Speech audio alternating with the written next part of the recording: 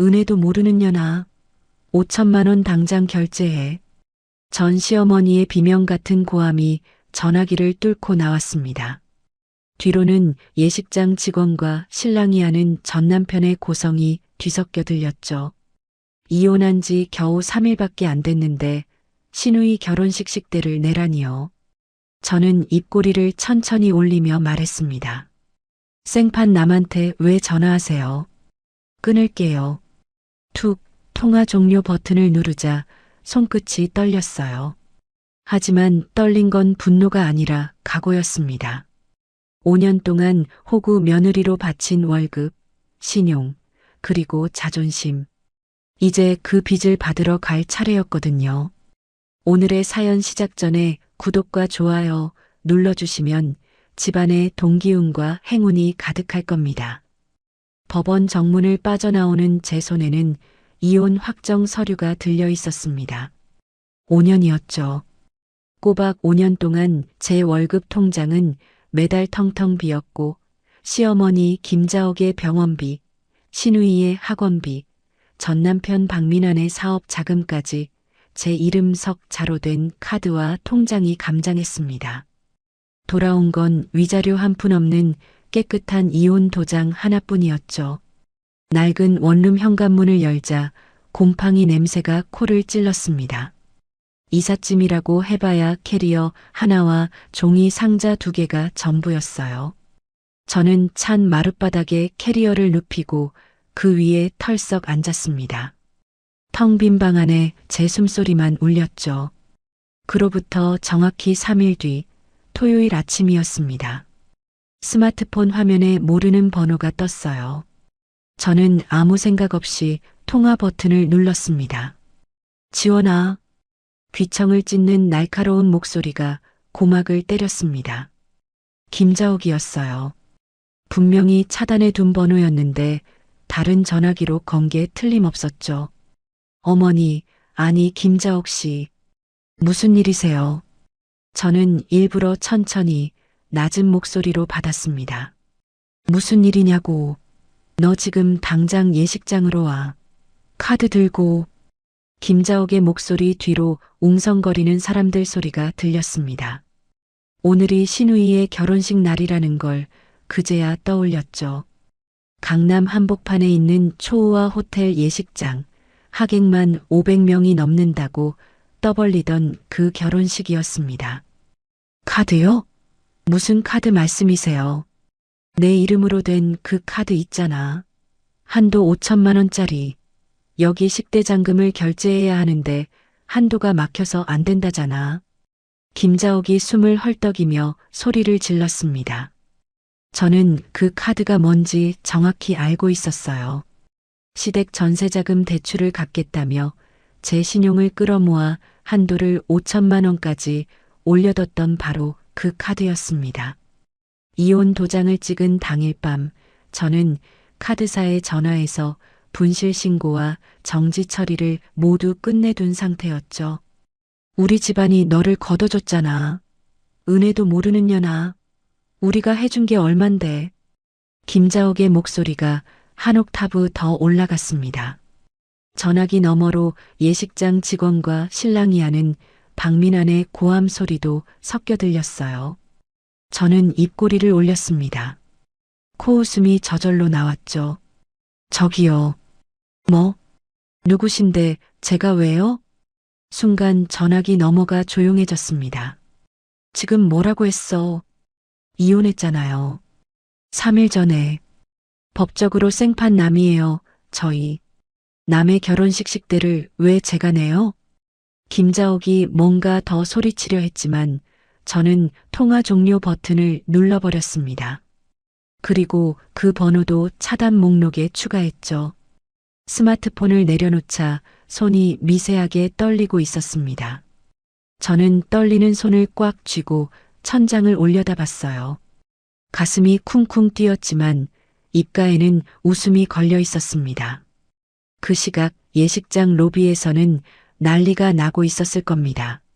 나중에 전해 들은 이야기로는 카드가 막혀서 식대 5천만 원을 결제하지 못한 김자옥과 박민환이 예식장 연애 담당 직원과 로비 한가운데서 고성을 주고받았다고 해요.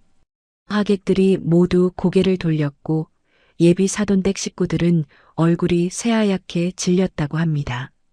결국 체면이 깎일 대로 깎인 예비 사돈댁 회장님이 이를 악물고 자기 카드를 내밀어 5천만 원을 대신 결제했다고 하죠. 예식은 겨우 진행됐지만 사돈댁의 눈빛은 이미 싸늘하게 식어 있었을 겁니다. 그날 저녁이었습니다. 스마트폰에 모르는 번호로 문자가 쏟아지기 시작했어요. 네 직장 가만 안 둔다. 네 부모한테도 찾아갈 거야. 평생 가만 안 놔둔다. 두고 봐. 박민환이었습니다. 다른 사람 번호를 돌려가며 문자를 보내고 있었죠. 저는 하나하나 화면을 캡처했습니다. 날짜, 시간, 발신 번호가 모두 찍히도록 꼼꼼하게요. 이건 접근금지 신청과 협박죄 고소에 쓸 증거였습니다. 50통이 넘는 문자를 모두 저장한 뒤 저는 스마트폰을 내려놓고 옷장을 열었습니다. 내일 입고 갈 깔끔한 셔츠를 꺼내 옷걸이에 걸었죠. 그리고 서랍에서 작은 녹음기를 하나 꺼내 충전기에 꽂았습니다. 저는 내일 아침 박민환과 김자옥이 제 회사로 쳐들어올 거라는 걸 직감하고 있었어요. 회사 1층 메인 로비에는 스피드 게이트가 있고 보안 요원들이 상주하고 있었습니다. 저는 당직 보안팀장에게 전화를 걸었어요. 팀장님, 강지원 대리입니다. 내일 아침에 외부인이 저를 찾아와서 소란을 피울 수 있습니다. 미리 말씀드려요. 보안팀장이 알겠다고 답했습니다. 저는 전화를 끊고 녹음기의 충전 표시 등을 확인했어요. 빨간 불빛이 깜빡이고 있었습니다. 저는 침대에 누워 천장을 바라봤습니다. 심장은 여전히 빠르게 뛰고 있었지만 머릿속은 오히려 맑아지고 있었어요. 다음 날 아침 8시 30분, 저는 평소보다 10분 일찍 회사에 도착했습니다. 코트 안주머니에 녹음기를 넣고 녹음 버튼을 눌러둔 상태였죠. 1층 메인 로비는 출근하는 직원들로 가장 붐비는 시간이었습니다. 스피드 게이트를 통과해 엘리베이터 앞에 섰을 때 로비 입구 쪽에서 고함이 터졌어요. 강지원 나와. 박민환이었습니다. 김자옥도 옆에 붙어 있었어요. 두 사람은 출입증 없이 스피드 게이트를 밀어 넘으려 했고 보안 요원 2명이 양쪽에서 팔을 잡아막아섰습니다. 손 놔. 내가 누군지 알아. 여기 직원 남편이야. 박민환이 보안 요원의 손을 뿌리치며 악을 썼습니다. 전 남편이겠죠. 보안 요원이 단단한 목소리로 받아쳤어요. 출입증 없으시면 들어가실 수 없습니다. 그 순간 김자옥이 바닥에 주저앉더니 그대로 드러눕기 시작했습니다. 로비 대리석 바닥 위에 온몸을 뻗은 김자옥이 천장을 향해 소리쳤어요. 강지원이 그년이 우리 집안 재산을 다 빼돌려 먹고 도망갔어. 기획 이혼이야. 희대의 꽃뱀이라고. 출근하던 직원들이 우르르 발걸음을 멈췄습니다. 수십 개의 시선이 로비 한가운데로 쏠렸죠. 제 이름을 아는 같은 층 직원 몇 명이 저를 번갈아 쳐다봤어요. 저는 숨을 한번 깊이 들이마셨습니다. 코트 안주머니에 녹음기가 돌아가고 있다는 걸 확인하고 엘리베이터 앞에서 몸을 돌려 그들 쪽으로 걸어갔습니다. 숨지 않기로 했어요. 김자옥 씨. 저는 스피드 게이트 앞에 서서 바닥에 드러누운 김자옥을 내려다봤습니다. 바닥이 차가우실 텐데 일어나시죠. 인연이 지금 뻔뻔하게. 김자옥이 벌떡 일어나며 손가락으로 제 얼굴을 가리켰습니다. 너 때문에 우리 딸 파혼당할 뻔했어. 사돈댁한테 5천만 원 빚졌어. 네가 카드를 막아버려서. 박민환도 보안 요원 사이로 얼굴을 들이밀며 이를 드러냈습니다. 지원아, 너 진짜 이럴 거야? 5년 동안 같이 산 정이 있지. 이게 사람이 할 짓이야? 정이요? 저는 박민환의 눈을 똑바로 바라봤습니다. 내 월급으로 당신 어머니 병원비 냈을 때는 정이 있었어? 내 카드로 당신 사업 자금 돌렸을 때는? 박민환의 눈이 흔들렸습니다. 하지만 곧 목소리를 더 높여 소리쳤죠. 그러니까 네가 빼돌린 거 다 토해내라고. 여기 사람들 다 봐. 이 여자가 사기꾼이야. 로비 천장 내 모서리에 설치된 CCTV의 빨간 불빛이 깜빡이고 있었습니다. 저는 그 위치를 이미 알고 있었어요. 다각도에서 이 장면이 전부 녹화되고 있다는 뜻이었죠. 사기꾼은 법원에서 판단하는 거예요. 박민환 씨, 저는 차분하게 말하고 한 발짝 뒤로 물러섰습니다. 바로 그때 사이렌 소리가 들렸어요. 보안 요원이 이미 경찰에 신고를 마친 상태였습니다. 지구대 경찰 2명이 로비 유리문을 열고 들어왔죠. 신고받고 왔습니다. 무슨 상황입니까? 보안 요원이 상황을 설명했고 경찰은 박민환과 김자옥에게 다가갔습니다. 밖으로 나가셔야 합니다. 아니, 경찰관. 저 여자가 우리 돈을 빼돌려서. 김자옥이 경찰의 팔을 붙잡으며 하소연했지만 경찰은 표정 하나 바꾸지 않았습니다. 출입 권한이 없는 건물에서 소란을 피우시면 업무 방해입니다. 할 말씀이 있으시면 밖에서 하세요. 경찰 2명이 박민환과 김자옥의 양팔을 잡고 로비 밖으로 끌어냈습니다. 김자옥이 끌려가면서도 고개를 돌려 저를 향해 악을 썼어요. 강지원, 이년아, 끝까지 가보자. 유리문이 닫혔습니다. 로비에 정적이 깔렸죠. 출근길에 이 광경을 지켜본 직원들이 수군거리기 시작했습니다. 저는 코트 주머니에서 손을 빼고 우리 팀 자리 쪽으로 걸어갔습니다. 팀장님과 동료 3명이 제 자리 근처에 모여 서 있었어요. 다들 뭐라 말을 꺼내지 못하고 눈치만 보고 있었죠. 팀장님, 잠깐 시간 되시면 말씀드릴 게 있습니다. 저는 자리에 가방을 내려놓고 서류 봉투 하나를 꺼냈습니다. 안에는 지난 5년간 시댁에 보낸 송금 내역서와 이혼 판결문 사본이 들어 있었어요. 저는 그 서류들을 팀장님 앞에 펼쳤습니다. 결혼 생활 동안 시댁에 들어간 돈 내역입니다. 그리고 이건 이혼 판결문이에요. 제가 빼돌린 건 1원도 없습니다. 팀장님이 서류를 훑어보다가 고개를 들었습니다. 강대리, 고생 많았네. 팀장님이 서류를 접어 제게 돌려주며 조용히 말했어요. 아까 그 사람들이 또 오면 바로 말해. 회사에서 조치할 테니까. 저는 고개를 숙여 인사하고 자리에 앉았습니다. 컴퓨터를 켜면서 코트 안주머니에 녹음기를 꺼내 정지 버튼을 눌렀어요. 그날 오후 퇴근 시간이 되기도 전에 스마트폰이 울렸습니다. 어머니였어요. 저는 전화를 받자마자 어머니의 울음 섞인 목소리를 들었습니다. 지원아, 아버지가 쓰러지셨어. 심장이 멈추는 것 같았습니다. 박민환이 친정집으로 찾아갔다는 걸 단번에 알았어요. 엄마, 지금 어디야? 병원이야? 응급실 지역 종합병원. 저는 팀장님에게 반차를 보고하고 가방을 움켜쥔 채 엘리베이터로 뛰었습니다. 주차장에서 차 시동을 걸 때 손이 떨려서 열쇠를 2번이나 떨어뜨렸죠. 고속도로를 달리는 내내 핸들을 쥔 손가락 끝이 하얗게 질려 있었습니다. 2시간을 미친 듯이 달려 병원 응급실 문을 밀어 열었을 때 어머니가 복도 의자에 쭈그려 앉아 2 손으로 얼굴을 감싸고 계셨어요. 엄마. 어머니가 고개를 들었습니다. 눈이 벌겋게 부어 있었죠. 그 인간이 네가 직장 상사랑 바람나서 쫓겨났다고 아버지 면전에 대고. 저는 이를 꽉 깨물었습니다. 응급실 안을 들여다보니 아버지가 침대에 누워 산소 호흡기를 달고 계셨어요. 평소에 혈압이 높으셨던 아버지였습니다.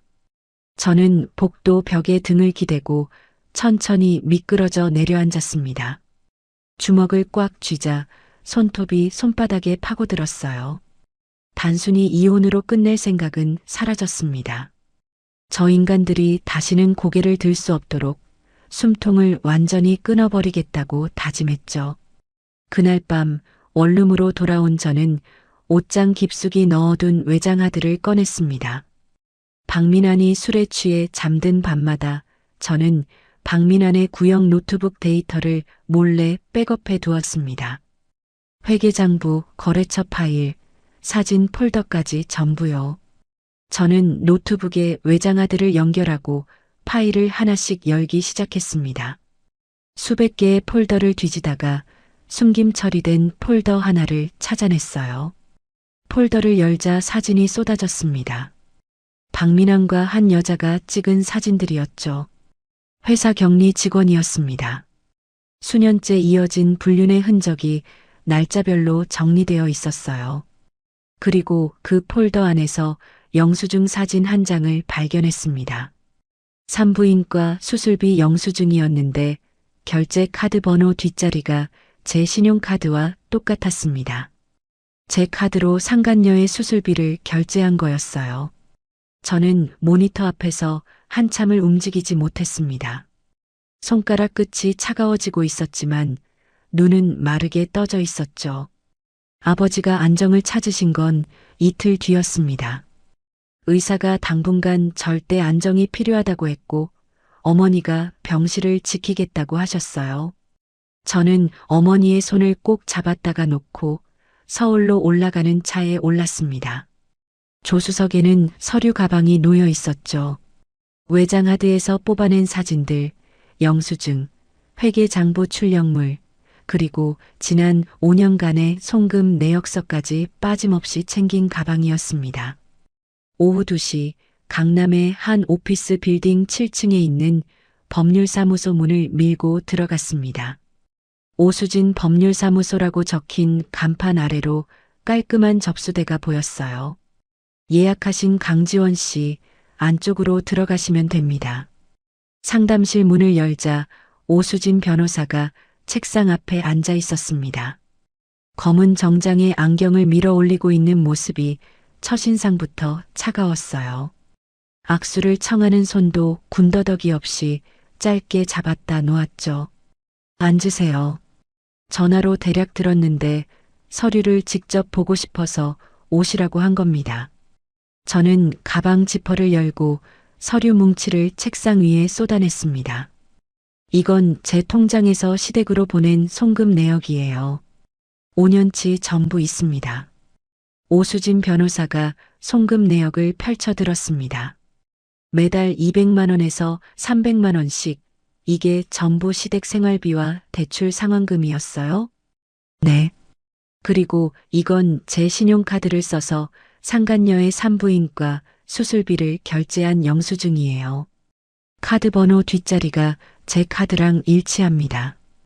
오수진 변호사가 영수증을 들어 올려 눈높이에서 확인하더니 안경 너머로 저를 바라봤습니다. 이건 불륜 사진들이고요. 전 남편 노트북에서 백업해뒀습니다. 날짜별로 정리돼 있어요. 본인이 직접 백업한 거예요? 네. 박민환이 술에 취해 잠들 때마다요. 오수진 변호사의 입꼬리가 아주 미세하게 올라갔습니다. 그리고 이게 마지막입니다. 저는 가방 바닥에서 두꺼운 출력물 뭉치를 꺼냈어요. 박민환의 회사 회계 장부예요. 매출 대비 지출이 안 맞는 항목이 수두룩합니다. 회사 돈을 빼돌린 흔적이에요. 오수진 변호사가 장부를 넘기는 속도가 빨라졌습니다. 중간중간 볼펜으로 숫자 옆에 동그라미를 치더니 장부를 책상에 내려놓고 의자 등받이에 몸을 기댔어요. 강지원 씨, 이건 단순한 이혼 소송건이 아니에요. 네, 알고 있습니다. 남의 이름을 빌려 대출을 받은 건 사기고 회사 돈을 빼돌린 건 횡령이에요. 형사사건으로 갈 수 있는 무게예요. 오수진 변호사가 볼펜을 책상 위에 똥 내려놓으며 말했습니다. 수입료는 어떻게 생각하고 오셨어요? 저는 솔직하게 대답했습니다. 지금 제 통장에 남은 돈이 거의 없습니다. 월급도 빠듯하고요. 오수진 변호사가 잠시 저를 뚫어지게 보더니 서랍에서 계약서 양식 한 장을 꺼냈어요. 제안이 하나 있어요. 수입료를 선불로 받지 않겠습니다. 대신 나중에 전 남편과 상간녀한테 받아내는 위자료, 손해배상금 전부 합산해서 그 금액의 30%를 제가 가져갑니다. 30%요? 적다고 생각하면 다른 데 가셔도 돼요. 대신 거기선 착수금만 수천만 원 부를 겁니다. 저는 계약서를 들여다봤습니다. 한 줄 한 줄 읽어 내려가다가 마지막 서명란에서 시선을 멈췄죠. 받아낼 수 있다는 확신이 있으니까 이런 조건을 거시는 거죠? 오수진 변호사가 안경을 벗어 책상에 놓으며 대답했습니다. 확신이 아니라 강지원 씨가 모아온 증거가 그만큼 단단하다는 겁니다. 이 정도 준비를 해온 의뢰인은 처음이에요. 저는 볼펜을 집어들고 서명란에 이름을 적었습니다. 도장을 찍는 손에 힘이 들어갔죠. 계약서 잉크가 마르기도 전에 오수진 변호사가 코트를 집어들었습니다. 지금 바로 움직여야 해요. 박민환이 당신 이름으로 대출받았던 저축은행 본점이 어디예요? 서초동이요. 갑시다. 30분 뒤 저는 오수진 변호사와 함께 저축은행 본점 창구 앞에 앉아 있었습니다. 대출 담당 직원이 서류를 뒤적이다가 대출 계약서 원본을 꺼내왔어요. 이 서명이 고객님 필적이 맞으신가요? 저는 서명란을 들여다봤습니다. 분명 제 이름이었지만 글씨체가 전혀 달랐어요. 획이 굵고 뭉개진 부분이 박민환의 글씨 습관 그대로였죠. 제 글씨가 아닙니다. 이건 위조된 서명이에요. 오수진 변호사가 옆에서 저축은행 직원에게 말했습니다. 명예 도용 피해 접수하겠습니다. 이 서류 사본 공식적으로 발급해 주세요. 은행을 나온 뒤 오수진 변호사가 차 안에서 노트북을 펼쳤습니다. 강지원 씨, 박민환 회사에 자재를 납품하는 하청업체 알고 있어요? 네. 장부에 거래처 이름이 다 있었으니까요. 그 업체 사장들한테 연락해 보세요. 대금 못 받아서 속 끓이는 사람들이 분명 있을 거예요. 저는 고개를 끄덕였습니다. 그날 저녁 퇴근 후 원룸에서 저는 장부에 적힌 하청업체 번호를 하나씩 눌렀어요. 세 번째 전화에서 한 사장님이 전화를 받았습니다. 네, 박민환 회사 대금이요? 6개월째 한 푼도 못 받았습니다. 소송을 걸까 말까 고민 중이에요. 사장님, 조만간 그 회사 계좌가 묶일 수도 있습니다. 장부를 보니까 자금 사정이 많이 안 좋더라고요. 전화기 너머에서 거친 한숨소리가 들렸죠. 같은 시각 오수진 변호사는 사무실에서 박민환의 회사법인 등기부등본을 떼고 있었습니다. 부동산 거래 내역을 뒤지다가 박민환이 회사 돈으로 상간녀 이름의 오피스텔을 계약한 매매 기록을 찾아냈다는 문자가 왔어요. 오피스텔 계약서 확보 완료. 법인 자금으로 상간녀 부동산을 사준 증거 완벽합니다. 저는 문자를 읽고 스마트폰을 내려놓았습니다. 책상 위에는 출력해둔 서류 더미가 쌓여 있었죠. 상간녀 위자료 소송, 명예 도용 사기 고소, 회사법인 계좌 가압류. 오수진 변호사와 저는 이 세 가지를 하나로 묶어 법원에 접수하기로 했습니다. 그리고 저는 한 가지를 더 준비했어요. 신우이 결혼식 식대 5천만 원을 대신 내줬던 예비 사돈댁 회장님 앞으로 박민환의 회사 재무제표 원본과 김자옥의 채무 내역을 봉투에 넣었습니다. 발신인 이름은 적지 않았죠. 편의점에서 산 대포폰으로 택배를 접수하고 돌아온 저는 옷장을 열었습니다. 가장 안쪽에 걸려있던 검은 정장을 꺼내 다리미를 올렸어요. 다리미에 뜨거운 증기가 구겨진 천을 펴나가는 걸 가만히 바라봤습니다. 다음 날 아침 9시 정각, 저는 오수진 변호사와 나란히 관할 경찰서 경제수사팀 사무실 문을 열었습니다. 담당 형사 앞에 고소장 세부를 나란히 놓았죠. 사문서 위조, 사기, 명예훼손, 업무방해, 혐의 목록이 빼곡하게 적혀 있었습니다. 오수진 변호사가 가방에서 서류 뭉치를 꺼내 형사의 책상 위에 펼쳤어요. 이건 피고소인 박민환이 고소인 명의를 도용해서 저축은행에서 대출을 받은 계약서 원본 사본입니다. 서명이 위조된 건 육안으로도 확인 가능하고요. 형사가 대출 계약서를 집어들고 눈을 가늘게 떴습니다. 그리고 이건 지난주 월요일 아침 고소인 회사 1층 로비에서 피고소인들이 난동을 부린 CCTV 영상 사본이에요. 업무방해와 명예훼손 현장이 전부 담겨 있습니다. 형사가 영상 파일이 담긴 USB를 받아들더니 컴퓨터에 꽂았어요. 화면 속에서 김자옥이 로비 바닥에 드러눕고 박민환이 보안 요원을 밀치는 장면이 선명하게 재생됐습니다. 사안이 가볍지 않네요. 형사가 의자를 당겨 앉으며 고개를 끄덕였습니다. 내사 착수하겠습니다. 추가 자료 있으면 언제든 보내주세요. 경찰서를 나서며 오수진 변호사가 스마트폰을 확인하더니 걸음을 멈췄어요. 강지원 씨, 법원에서 연락 왔어요. 가압류 신청 심리가 오늘 오후에 잡혔습니다. 빠르네요. 증거가 단단하니까요. 판사가 볼 게 많지 않을 거예요. 저는 고개를 끄덕이고 회사로 돌아갔습니다. 같은 시각 서울 반대편에서는 또 다른 일이 벌어지고 있었을 겁니다. 나중에 확인한 바로는 이랬어요. 제가 익명으로 보낸 택배를 받은 사돈댁 회장님이 봉투를 뜯었고 안에 든 재무제표와 채무 내역을 펼쳐보았습니다. 회장님은 곧바로 거래하는 회계사에게 전화를 걸어 시댁의 재정 상태를 뒷조사하라고 지시했다고 해요. 결과는 참담했죠. 박민환의 회사는 이미 자본금이 바닥난 깡통이었고 김자옥 명의의 채무만 수억 원이 넘었습니다. 결혼식 비용도 전부 빚이었던 겁니다. 분노한 사돈댁은 당장 시누이를 불러 짐을 싸서 친정으로 돌아가라고 통보했다고 합니다.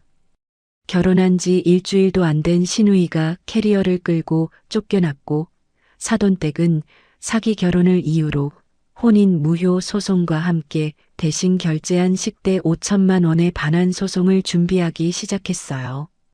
오후가 되자 또 다른 폭풍이 몰아쳤습니다. 제가 전화로 정보를 알려줬던 하청업체 사장님들이 움직인 거였어요. 트럭 4~5대가 박민환의 회사 앞에 들이닥쳤고 사장님들이 우르르 쏟아져 나와 밀린 대금을 내놓으라고 소리치며 공장 집기를 끌어내기 시작했다는 소식이 들렸습니다. 정작 박민환은 그 시각에 회사에 없었어요. 상간녀와 함께 청담동의 고급 레스토랑에서 법인카드를 긁고 있었다고 하죠. 이 결제 내역은 나중에 횡령 증거에 고스란히 추가됐습니다. 오후 3시 저는 사내 법무팀에 면담을 신청했습니다. 회의실 테이블에 마주 앉은 법무팀장에게 지난주 로비 난동 사건의 경위를 설명했어요. 팀장님, 그날 CCTV 영상은 보안팀에 보관돼 있습니다. 외부인이 출입증 없이 침입해서 특정 직원의 명예를 훼손하고 업무를 방해한 건 회사 차원에서도 가볍게 넘길 사안이 아니라고 생각합니다. 법무팀장이 팔짱을 끼고 잠시 생각하더니 입을 열었습니다. 강 대리 말이 맞아. 직원 한 명의 문제가 아니라 회사 보안 체계 전체의 문제야. 사내 기물 파손과 업무 방해로 회사 이름으로 형사 고발 절차를 밟겠습니다. 저는 자리에서 일어나 인사를 하고 회의실을 나왔습니다. 퇴근 무렵 스마트폰에 오수진 변호사의 문자가 떴어요. 법원에서 가압류 인용 결정 나왔습니다. 박민환 개인 계좌 전부와 회사법인 통장, 오늘부로 입출금 완전 동결. 저는 문자를 2번 읽었습니다. 화면 위의 글자들이 눈에 또렷하게 박혔죠. 이 소식이 박민환에게 전해졌을 때 시댁은 이미 사방에서 무너지고 있었을 겁니다. 파혼당해 친정으로 돌아온 시누이, 하청업체들에게 공장을 뒤집어 엎긴 회사, 계좌가 꽁꽁 묶인 박민환, 그리고 사돈댁의 소송장과 사채업자들의 독촉에 시달리기 시작한 김자옥. 그날 밤 원룸 책상 앞에 앉아 서류를 정리하는데 스마트폰이 울렸습니다. 오수진 변호사였어요. 강지원 씨, 지금 상황 정리해 드릴게요. 네, 듣겠습니다. 형사 고소 접수 완료, 가압류 인용 완료, 회사 차원의 고발도 내일 접수 예정. 사돈댁 쪽에서도 별도로 소송을 준비하고 있다는 정보가 들어왔어요. 전부 동시에 터진 거네요. 강지원 씨가 심은 씨앗이 한꺼번에 싹을 틔운 겁니다. 오수진 변호사가 전화를 끊기 전에 한마디를 덧붙였어요. 내일부터 저쪽에서 합의를 들고 올 수도 있어요. 어떤 연락이 와도 직접 받지 마세요. 전부 제 번호로 돌리세요. 알겠습니다. 전화를 끊고 스마트폰을 책상에 내려놓았습니다. 저는 의자 등받이에 기대어 천장을 올려다봤어요. 5년 동안 꾹꾹 눌러 담았던 것들이 하나씩 제자리를 찾아가고 있었습니다. 며칠 뒤 아침, 저는 오수진 변호사와 함께 박민환의 회사 건물 앞에 섰습니다. 오수진 변호사의 손에는 고소장 사본과 내용 증명이 빼곡히 든 서류 가방이 들려 있었죠. 건물 1층 입구부터 분위기가 심상치 않았어요. 유리문에 금이 가 있었고 복도 바닥에 종이 뭉치와 택배 상자가 어지럽게 널려 있었습니다. 하청업체 사장님들이 다녀간 흔적이 역력했죠. 사무실 문을 열자 고함 소리가 먼저 쏟아졌습니다. 오빠가 이 지경을 만들어 놓고 나보고 어쩌라고. 신우이였어요. 캐리어 하나를 끌고 사무실 한가운데 서서 박민환을 향해 손가락질을 하고 있었습니다. 나한테 왜 소리를 질러? 사돈댁이 파혼한 게 내 탓이야. 박민환이 책상을 내리치며 받아쳤죠. 김자옥은 구석의 소파에 쪼그려 앉아 스마트폰을 붙들고 있었는데 쉴 새 없이 어디론가 전화를 걸고 있었습니다. 아마 돈을 빌릴 곳을 찾고 있었을 거예요. 저와 오수진 변호사가 문 앞에 서자 세 사람의 시선이 동시에 이쪽으로 쏠렸습니다. 제일 먼저 반응한 건 김자옥이었어요. 소파에서 벌떡 일어나며 저를 향해 걸어왔습니다. 인연이 여기를 왜 와? 너 때문에 우리 집안이 이 꼴이 난 거잖아. 김자옥이 손가락을 제 코앞까지 들이밀었습니다. 침이 튀었어요. 오수진 변호사가 김자옥과 저 사이에 한 발짝 들어서며 서류 가방을 열었습니다. 서류 뭉치를 꺼내 박민환의 책상 위에 탁 내려놓았어요. 박민환 씨, 여기 명의 도용 사기 고소장, 법인 자금 횡령 고발장, 그리고 가압류 결정문 사본입니다. 전부 수령하신 걸로 하겠습니다. 박민환이 서류를 집어들었습니다. 읽어 내려가는 눈동자가 흔들리기 시작했죠. 얼굴에서 핏기가 빠져나갔어요. 이게 뭐야? 가압류? 내 계좌를 전부 막았다고? 이미 며칠 전에 법원에서 결정 났습니다. 개인 계좌와 법인 통장 전부요. 오수진 변호사가 무표정하게 대답했습니다. 박민환이 서류를 구기려고 두 손에 힘을 줬어요. 저는 그 순간을 기다리고 있었습니다. 코트 안주머니에서 사진 출력물 묶음을 꺼냈죠. 박민환 씨, 이것도 같이 보세요. 저는 사진을 한 장씩 책상 위에 내려놓았습니다. 박민환과 상간녀가 함께 찍은 사진들이었어요. 사무실에 남아있던 직원 2명이 고개를 돌려 사진을 봤습니다. 이건 뭐야? 신우이가 다가와 사진을 집어들었죠. 오빠, 이 여자 격리팀 한솔아 아니야? 박민환이 대답하지 못했습니다. 저는 마지막 사진 한 장을 책상 위에 올렸어요. 산부인과 수술비 영수증이었습니다. 이 영수증 결제 카드 번호 뒷자리 제 신용카드예요. 당신이 내 카드로 상간녀 수술비를 냈죠. 사무실이 조용해졌습니다. 직원들의 시선이 영수증 위에 머물렀어요. 김자옥이 영수증을 낚아채 들었습니다. 글씨를 읽어 내려가던 김자옥의 두 눈이 휘둥그레졌어요. 민환아, 이게 뭐야? 네가 바람을 피웠어? 그것도 회사 직원이랑? 박민환이 입술만 달싹거렸습니다. 어머니한테는 말 안 했구나. 이 사진이랑 영수증 전부 경찰에도 제출돼 있습니다. 오수진 변호사가 차가운 목소리로 쐐기를 박았어요. 그 순간 김자옥이 뒤돌아서더니 사무실 구석에 서 있던 여직원에게 달려들었습니다. 한솔아였어요. 인연이, 네가 우리 아들을 꼬셨어. 김자옥이 한솔아의 머리채를 움켜쥐었고 한솔아가 비명을 지르며 김자옥의 뺨을 올려쳤습니다. 두 사람이 사무실 바닥에 엉켜 굴렀어요. 신우이가 말리려다 같이 넘어졌고 책상 위에 서류와 컵이 와장창 쏟아졌습니다. 박민환이 허겁지겁 스마트폰을 꺼내 은행 앱을 열었습니다. 잔액 조회를 누르고 이체 버튼을 눌렀죠. 화면에 빨간 글씨가 떴어요. 법원 가압류에 의해 거래가 제한되었습니다. 박민환이 스마트폰을 바닥에 내던졌습니다. 화면이 깨지는 소리가 사무실에 울렸어요. 으아. 박민환이 두 손으로 머리를 쥐어뜯으며 무릎을 꿇었습니다. 저는 바닥에 주저앉은 박민환 앞으로 천천히 다가갔어요. 무릎을 굽혀 눈높이를 맞추고 낮은 목소리로 말했습니다. 내 이름으로 몰래 받은 대출금, 빼돌린 회사 돈, 한 푼도 안 남기고 전부 토해내. 박민환의 충혈된 눈이 저를 올려다봤습니다. 그때까지 절대로 안 끝나.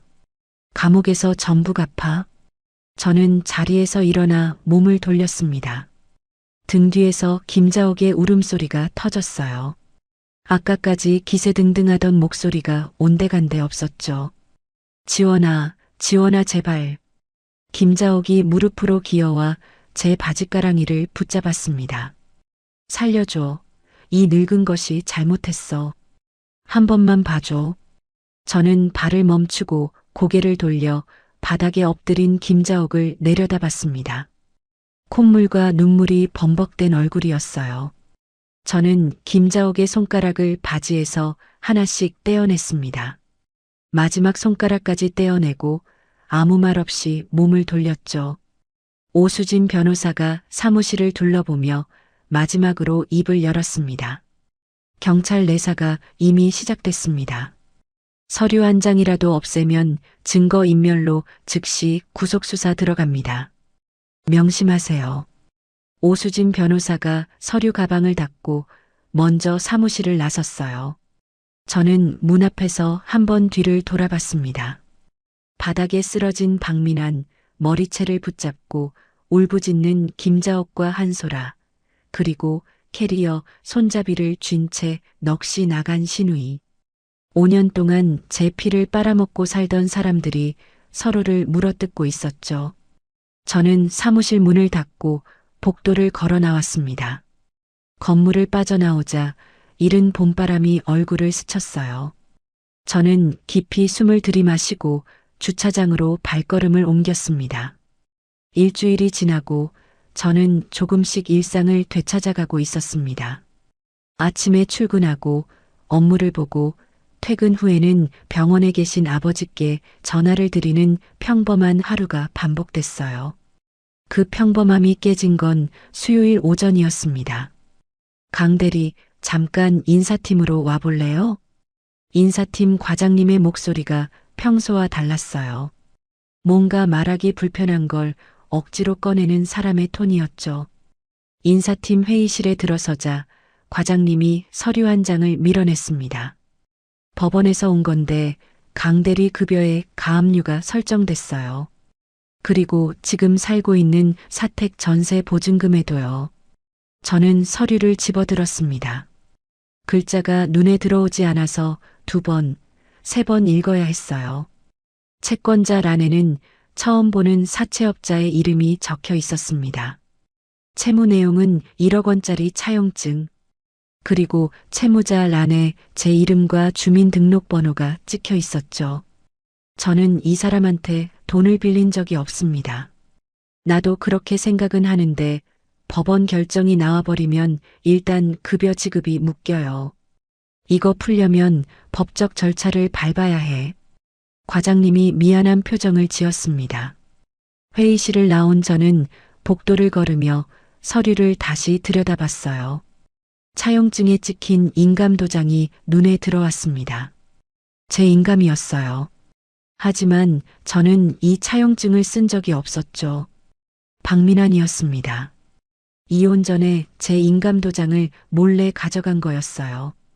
그걸로 1억 원짜리 가짜 빚서류를 만들어서 사채업자에게 넘긴 겁니다. 서류상 제 인감이 찍혀 있으니 법원은 사채업자의 가압류 신청을 받아들인 거였죠. 다리에 힘이 풀렸습니다. 급여가 묶이면 당장 다음 달 월세도 낼 수 없었어요. 바깥도 교통비도 아버지 병원비도 전부 막히는 거였습니다. 저는 비상구 계단을 밀고 나가 콘크리트 바닥에 주저앉았어요. 등을 벽에 기대자 차가운 기운이 등줄기를 타고 올라왔습니다. 이마에 식은땀이 맺혔죠. 스마트폰이 울린 건 그때였습니다. 어머니였어요. 엄마, 무슨 일이야? 전화기 너머로 유리가 깨지는 소리가 들렸습니다. 그리고 김자옥의 고함이요. 이 집 당장 우리한테 넘겨. 안 그러면 가만 안 둬. 엄마 지금 어디야? 지원아, 그 사람들이 마당으로 들어왔어. 유리창을 깨고. 어머니의 목소리가 떨리고 있었습니다.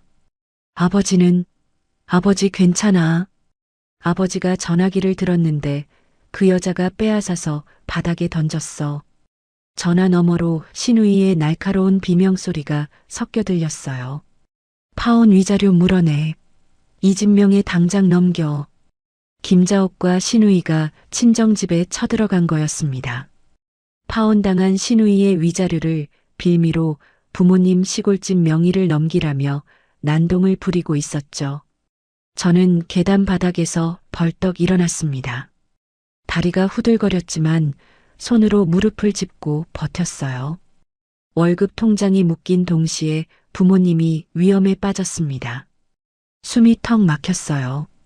눈앞이 하얗게 번쩍하더니 시야가 흐려졌습니다. 저는 입술을 깨물었어요. 피 맛이 혀에 번졌죠. 흐려지던 시야가 돌아왔습니다. 스마트폰을 꺼내 오수진 변호사에게 전화를 걸었어요. 손가락이 떨려서 번호를 2번이나 잘못 눌렀습니다. 변호사님, 저 강지원입니다. 무슨 일이에요? 목소리가 왜 그래요? 급여에 가압류가 걸렸어요. 박민환이 제 인감도장을 훔쳐서 1억 원짜리 가짜 차용증을 만든 것 같습니다. 사채업자가 그걸로 법원에 가압류를 신청한 거예요. 뭐라고요? 그리고 지금 이 순간 김자옥이랑 신우이가 제 친정집에 쳐들어갔어요. 유리창을 깨고 부모님을 위협하고 있습니다. 전화기 너머에서 잠시 침묵이 흘렀어요. 오수진 변호사가 숨을 한 번 내쉬더니 아까보다 한 톤 낮고 단단한 목소리로 말했습니다. 강지원 씨, 잘 들어요. 네. 박민환이 남의 도장을 훔쳐서 가짜 서류를 만든 건 사문서 위조예요. 거기에 흉기 들고 남의 집에 침입한 건 특수주거 침입이고요. 둘 다 구속수사가 원칙인 중범죄입니다. 오수진 변호사의 목소리에 감정이 없었어요. 사실만 나열하는 차가운 톤이었죠. 저 사람들이 스스로 선을 넘어준 겁니다. 우리한테는 오히려 기회예요. 기회요? 민사로만 물고 늘어지면 길어져요. 근데 형사로 가면 빨라집니다. 도장 훔친 거, 가짜 서류, 흉기 침입, 이거 전부 묶어서 한 방에 넣을 수 있어요. 저는 전화기를 꽉 쥐었습니다. 지금 당장 뭘 해야 하죠? 첫째, 친정집에 혹시 CCTV나 홈캠 같은 거 있어요? 있어요. 아버지가 쓰러지신 다음에 제가 거실에 홈캠을 설치해뒀습니다. 오수진 변호사가 짧게 웃었어요. 바로 그거예요. 지금 바로 홈캠 앱 열어서 영상 확인하세요. 그리고 현장 영상이 녹화되고 있으면 즉시 경찰에 신고하세요. 흉기를 든 강도가 침입했다고요. 알겠습니다. 둘째, 가짜 차용 증거는 제가 맡을게요. 내일 아침에 필적 감정 신청부터 넣겠습니다. 강지원 씨는 오늘 안으로 자기 글씨가 담긴 자료를 최대한 많이 모아서 저한테 보내세요. 다이어리, 메모 뭐든요. 네, 바로 하겠습니다. 강지원 씨. 네. 흔들리지 마세요. 지금이 제일 중요한 고비예요. 전화를 끊고 저는 홈캠 앱을 열었습니다. 화면에 친정집 거실이 떠올랐어요. 김자옥이 깨진 유리병 조각을 손에 쥐고 어머니 앞에 서 있었습니다. 신우이가 거실 가전제품을 발로 걷어차고 있었고 아버지는 벽에 기대선 채 떨리는 손으로 전화기를 찾고 계셨죠.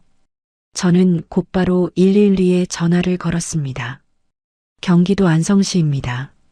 제 부모님 댁에 흉기를 든 사람이 침입했어요. 지금 홈캠으로 실시간 확인하고 있습니다. 제발 빨리 와주세요. 목소리가 갈라졌습니다. 하지만 전할 건 전부 전했죠. 저는 스마트폰 화면 속 거실을 들여다보며 경찰이 도착하기만을 기다렸습니다. 손톱이 손바닥에 파고드는 것도 느끼지 못할 만큼 두 손을 꽉 쥐고 있었어요. 홈캠 화면을 노려보며 3분, 5분, 7분을 세었습니다. 화면 속에서 김자옥이 깨진 병 조각을 휘두르며 어머니를 구석으로 몰아붙이고 있었어요.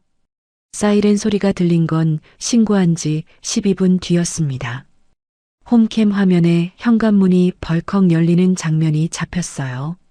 경찰 4명이 거실로 뛰어들어왔습니다. 움직이지 마. 손에 든 거 내려놔. 김자옥이 병 조각을 든 채 뒷걸음질 쳤어요. 이게 무슨 우리가 도둑이야.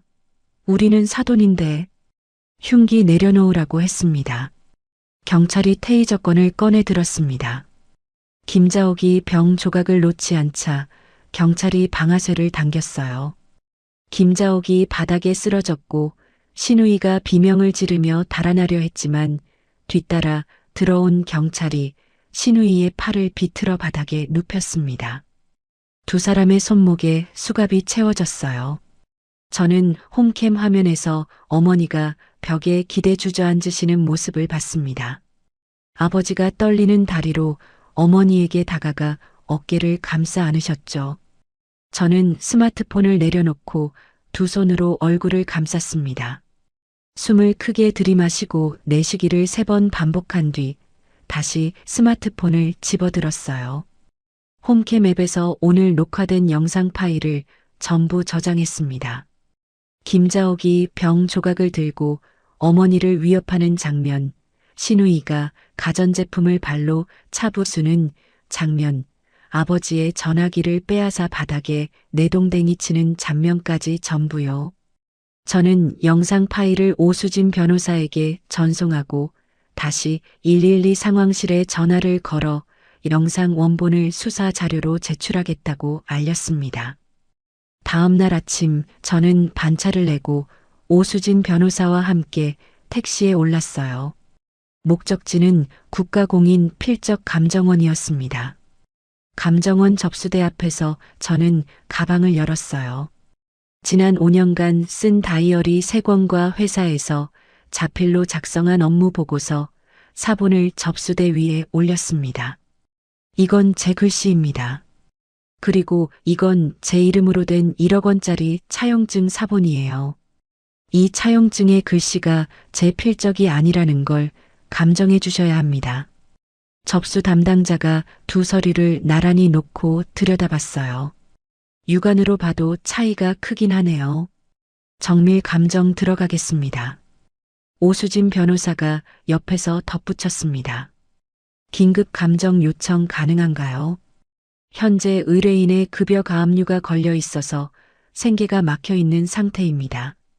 서류 확인하고 최대한 빠르게 진행하겠습니다. 감정 결과가 나온 건 이틀 뒤였어요. 오수진 변호사가 전화로 결과를 읽어줬습니다. 차용증의 필압과 획순서가 강지원 씨의 평소 필적과 전혀 일치하지 않으며 별도 제출된 박민환의 자필 서류와 펜 쥐는 습관이 정확히 일치한다. 위조 가능성이 극히 높다는 결론입니다. 됐네요. 됐죠. 이거면 충분해요. 그날 오후 저는 오수진 변호사와 함께 다시 경찰서를 찾았습니다. 담당 형사 앞에 필적 감정 결과서와 도장 도용 사실을 정리한 고소장을 내밀었어요. 박민환이 제 인감 도장을 훔쳐서 1억 원짜리 가짜 차용증을 만들었습니다. 필적 감정 결과 위조가 확인됐고요. 사문서 위조로 고소합니다. 긴급 체포 요청합니다. 형사가 감정 결과서를 훑어보며 고개를 끄덕였습니다. 기존에 접수된 명의 도용 사기건이랑 묶어서 수사하겠습니다. 체포영장 신청 들어갈게요.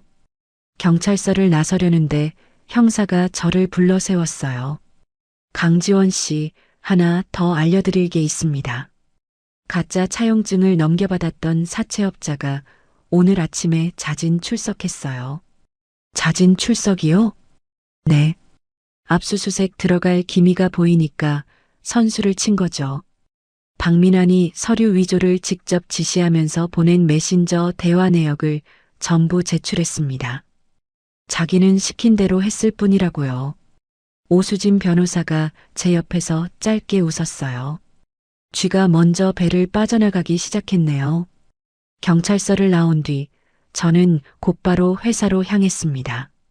인사팀 과장님을 다시 찾아가 경찰서에서 발급받은 사건 접수증과 오수진 변호사가 작성한 소명서를 건넸어요. 과장님, 가압류 건은 전 남편이 제 도장을 훔쳐서 만든 가짜 서류 때문에 벌어진 일입니다.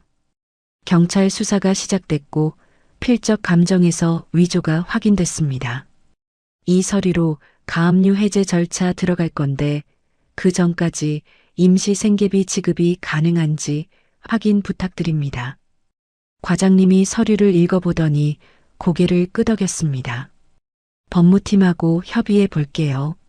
사정이 이 정도면 방법이 있을 거야. 저는 인사했습니다. 자리로 돌아와 의자에 앉자 온몸에서 힘이 빠졌어요. 하지만 아직 끝이 아니었습니다. 그날 저녁 오수진 변호사에게서 문자가 왔어요. 박민환 긴급 체포영장 발부됨. 경찰이 지금 움직이고 있습니다. 2시간 뒤에 또 문자가 왔습니다. 박민환, 인천항 근처에서 체포됐습니다. 미랑 브로커를 만나려다가 잠복 중이던 형사한테 잡혔다고 합니다. 저는 문자를 읽고 스마트폰을 책상에 내려놓았어요. 도망치려 했다는 것까지 뻔한 사람이었죠. 다음 날 저는 안성병원에 계신 부모님을 찾아갔습니다. 아버지가 병실 침대에 앉아 계셨고 어머니가 옆에서 사과를 깎고 계셨어요. 어머니의 손등에 반창고가 붙어 있었습니다. 엄마, 손 괜찮아? 괜찮다. 유리 깨질 때 좀 긁힌 거야. 아버지가 저를 올려다보셨어요. 지원아, 아빠 다 끝났어. 박민환 어제 경찰에 잡혔어. 김자옥이랑 신우이도 이미 체포됐고 아버지의 눈가가 붉어졌습니다. 아버지는 아무 말 없이 고개를 돌려 창밖을 바라보셨어요. 어머니가 사과를 깎던 손을 멈추고 앞치마로 눈물을 닦으셨습니다. 저는 침대 옆 의자에 앉아 어머니의 손을 잡았어요. 어머니가 제 손을 꼭 쥐셨습니다. 한참을 그렇게 앉아 있다가 저는 자리에서 일어나 병원을 나왔습니다. 주차장으로 걸어가며 스마트폰을 꺼냈어요. 오수진 변호사에게 전화를 걸었습니다. 변호사님, 부모님 뵙고 오는 길입니다. 어떠세요? 괜찮으세요? 이제 괜찮을 거예요. 내일 면회 가능합니다. 유치장에 박민환이랑 김자옥 둘 다 있어요. 저는 차 문을 열고 운전석에 앉으며 대답했습니다. 가겠습니다. 다음 날 아침 경찰서 유치장 면회실에 앉았습니다. 철창 너머로 박민환이 끌려 나왔어요. 양쪽에 경찰이 붙어 있었고 박민환의 얼굴은 이틀 사이의 10년은 늙어 보였습니다. 수염이 덥수룩했고 눈 밑에 시커먼 그림자가 내려앉아 있었죠. 박민환이 저를 보자 입술을 달싹거렸습니다. 지원아. 저는 아무 말 없이 박민환의 눈을 바라봤어요. 제발 고소 취하해줘. 합의하자. 뭐든 할게. 저는 의자에서 천천히 일어났습니다. 철창에 한 발짝 다가가 낮은 목소리로 말했어요. 이게 네가 선택한 결과야. 박민환의 눈이 흔들렸습니다. 저는 몸을 돌려 면회실 문을 열고 나왔죠. 3개월 뒤 형사 재판이 열렸습니다. 저는 법정 방청석 맨 뒷줄에 조용히 앉았어요. 오수진 변호사가 옆자리에서 서류를 무릎 위에 펼쳐두고 있었죠. 피고인석에 박민환이 앉아 있었습니다. 3개월 전 체포될 때보다 볼이 쑥 들어가 있었고 양복 대신 구겨진 회색 운동복을 입고 있었어요. 고개를 숙인 채 바닥만 내려다보고 있었죠. 판사가 입을 열었습니다. 피고인 박민환에 대하여 사문서 위조, 사기, 횡령 혐의를 유죄로 인정하며 징역 4년을 선고합니다. 박민환의 어깨가 떨렸어요. 고개를 더 깊이 숙였습니다. 변호인이 옆에서 뭔가 속삭였지만 박민환은 고개도 돌리지 않았어요. 법정을 나서는 박민환의 뒷모습을 바라봤습니다. 교도관 2명에게 양팔이 잡힌 채 법정 옆문으로 사라졌죠. 5년 동안 제 월급을 쓰며 사장님 행세를 하던 사람의 마지막 뒷모습이었습니다. 상간녀 한소라의 민사재판 결과는 그보다 일주일 앞서 나왔어요. 오수진 변호사가 회사 돈으로 오피스텔을 얻은 증거부터 불륜 사진까지 전부 법원에 제출했고 한소라는 위자료 최고액을 선고받았습니다. 오피스텔을 처분한 돈과 한소라의 예금 통장이 전부 제 계좌로 넘어왔죠. 박민환이 회사를 차릴 때부터 도망치려 했을 때까지 한소라는 줄곧 옆에 붙어 있었어요. 하지만 회사가 망하자 가장 먼저 등을 돌린 것도 한소라였습니다. 도망치려다 잡힌 건 결국 한소라가 아니라 박민환이었죠. It hurt 거예요. More than I can say. But maybe love isn't holding on. Maybe it's knowing when to walk away.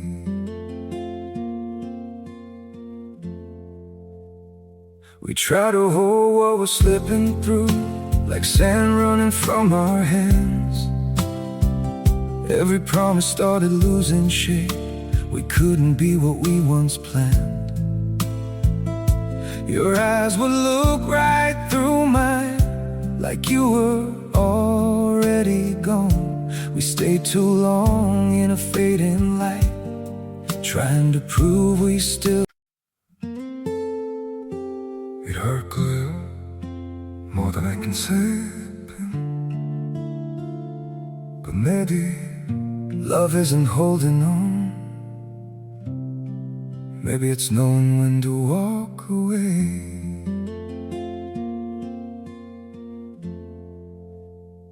We try to hold what we're slipping through, like sand running from our hands. Every promise started losing shape. we couldn't be what we once planned. Your eyes would look right through mine, like you were already gone. We stayed too long in a fading light, trying to prove we still. It hurt good, more than I can say. But maybe love isn't holding on. Maybe it's knowing when to walk away.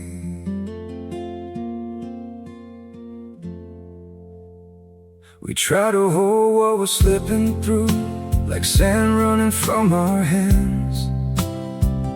Every promise started losing shape, we couldn't be what we once planned.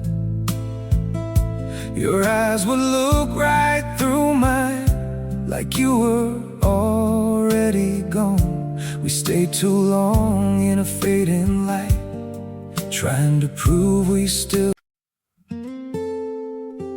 It hurt good, more than I can say.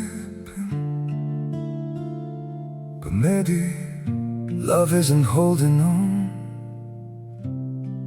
Maybe it's knowing when to walk away.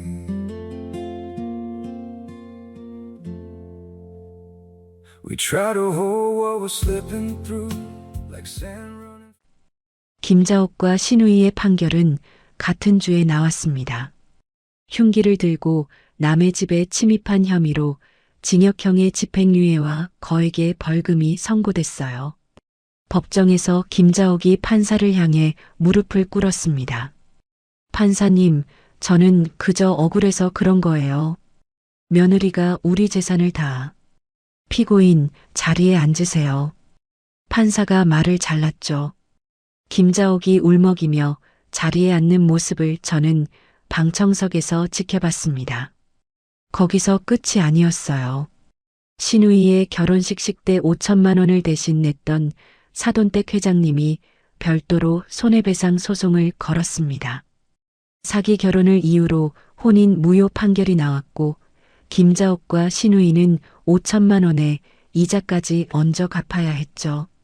남아있던 재산이 전부 압류당했습니다. 나중에 전해 들은 이야기로는 감옥에 간 아들을 대신해 빚쟁이들의 독촉을 감당하지 못한 김자옥과 신우이가 살던 집을 한밤중에 빠져나왔다고 해요.